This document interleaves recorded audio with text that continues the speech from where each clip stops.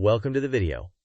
Today we will explain the common travel area trap that catches many travelers transiting Dublin to the UK. We will cover why Dublin to London is treated differently, why you often must go landside, and which visa you actually need. We will also provide step-by-step preparation advice, diagrams to visualize the process, and quick quizzes to test your understanding. To begin, let's hook into the problem and then outline the agenda. A quick Dublin connection to London often looks simple, but it can be risky due to the common travel area. Even short connections may require you to enter Ireland formally. That means a standard airside transit plan can fail, and a full Irish entry visa may be required depending on your nationality. Next, let's walk through the agenda so you know exactly what's coming. Our agenda begins with a quick overview of the common travel area. Then we will explain why Dublin to UK connections often force landside entry. Next, we analyze visa requirements and show who needs a full Irish visa. After that, we provide a step-by-step preparation checklist. We will then use diagrams to visualize the process and include short quizzes. Finally, we will close with key tips, alternatives, and a concise summary. Now, before we dive in, we should state a brief disclaimer. This content is informational and not legal or immigration advice. Rules and exceptions change and depend on your nationality, visas, itinerary, and airline policies. Always verify with official Irish government sources, UK government sites, airline thematic, and consulates. With that said, let's move smoothly into the basics of the CTA. The common travel area links Ireland, the United Kingdom, the Isle of Man, and the Channel Islands. Because of this arrangement, flights between Ireland and the UK are not handled like typical international connections. A crucial distinction is airside versus landside. Airside means you remain in the secure transit area without formally entering the country. Landside means you must clear immigration and step into the country officially. In Dublin, many UK-bound connections require you to clear Irish immigration first, which is landside entry. Next, let's examine why landside entry is commonly required on DUB to UK flights. Dublin to UK connections often require you to pass through Irish immigration. That eliminates the possibility of a purely airside connection and invalidates reliance on an airside-only transit visa. If you must go landside, you need proper authorization to enter Ireland, regardless of how short the layover is. Now let's move on to the visa requirement showdown to understand what authorization may be needed. Travelers frequently assume that holding a US or Canadian visa will allow entry into Ireland during a Dublin connection. This assumption is often incorrect. Ireland's short-stay visa waiver program may assist certain nationalities with a valid UK visa if specific conditions are precisely met, but it is not a blanket waiver and does not universally apply for arrivals from outside the CTA heading to the UK. If your nationality requires a visa for Ireland, you generally need a full Irish short-stay C visa for a Dublin to UK connection due to the landside requirement. Airlines will typically enforce this at check-in and can deny boarding if you lack proper authorization. Next, we will visualize a clear decision path with a flowchart. This flowchart walks through the decision process. First, the traveler checks whether their nationality requires a visa for Ireland. If yes, and because Dublin to UK legs usually require landside entry, a full short-stay C visa is needed unless the SSVWP applies and all its conditions are met with a valid UK visa.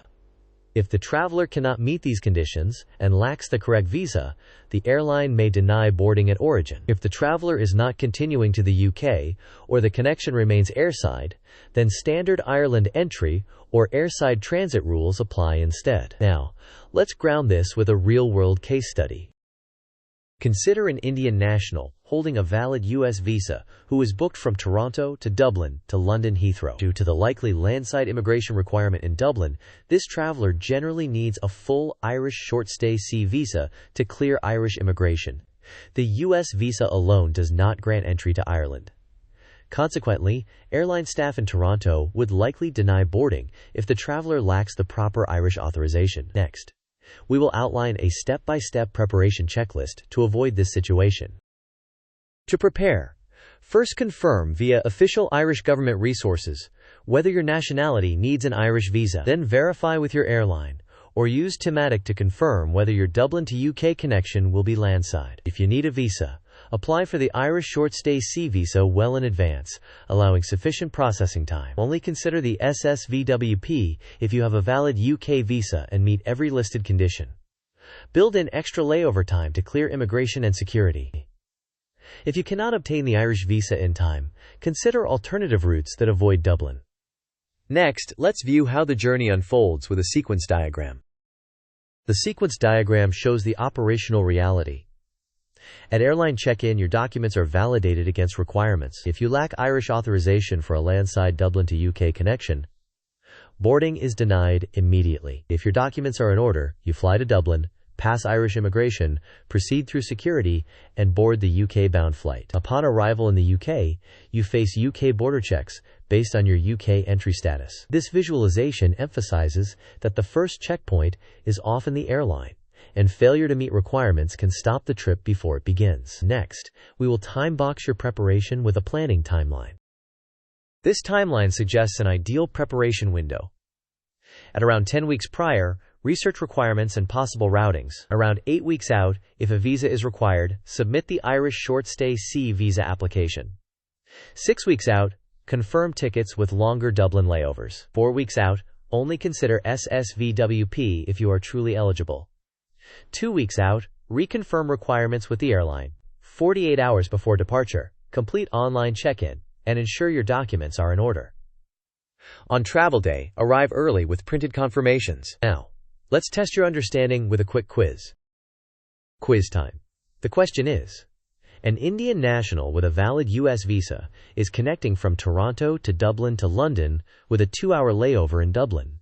Do they need an Irish visa? The options are A, no, the US visa is enough; B, yes, a full Irish short-stay C visa is needed; C, no, airside transit applies in Dublin; or D, only an Irish transit visa is required. You may pause the video now to think about the answer. We will discuss the answer in the next section of the video. The correct answer is B. A full Irish short-stay C visa is needed. Since Dublin to UK connections typically require landside immigration, an airside transit assumption or reliance on a US visa is insufficient. Now let's continue with a second quick question to reinforce the concept of how DUB to UK legs are treated.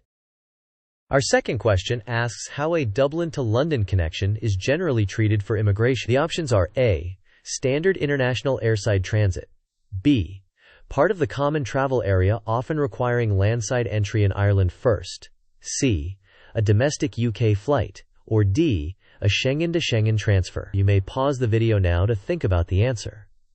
We will discuss the answer in the next section of the video. The correct answer is B.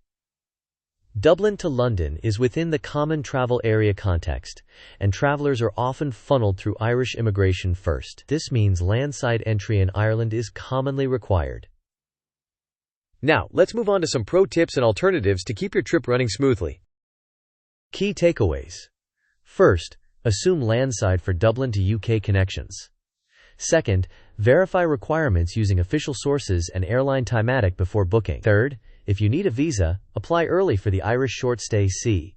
Fourth, only count on the SSVWP if you are certain you meet every condition. Fifth, schedule long layovers to accommodate immigration and re-screening. Finally, if timing is tight, choose alternative routes that avoid Dublin. Next, let's compare the Dublin routing with alternatives. Comparing route choices. Avoiding Dublin and connecting through a Schengen hub to the UK may allow you to remain airside, which can simplify documentation for some travelers, though Schengen transit rules could still apply. Alternatively, flying direct to the UK removes Irish entry entirely, but may be more expensive or less available. The Dublin route can be affordable and convenient, but it often forces landside entry in Ireland. If your nationality requires an Irish visa, the risk of denied boarding is significant without proper documentation. Now let's summarize everything clearly before we wrap up.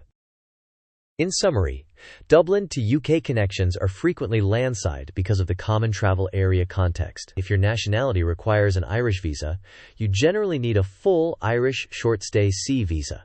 A transit visa is not enough. US or Canadian visas typically do not waive Irish entry requirements. The SSVWP may help certain travelers only if all conditions are met with a valid UK visa. Plan early, add buffer time, or select alternative routes. Finally, let's close with a thank you and a quick call to action. Thank you for watching. If this video helped, please like, share, and subscribe. Share your experiences or questions in the comments so others can learn from them. Safe travels, and see you in the next video.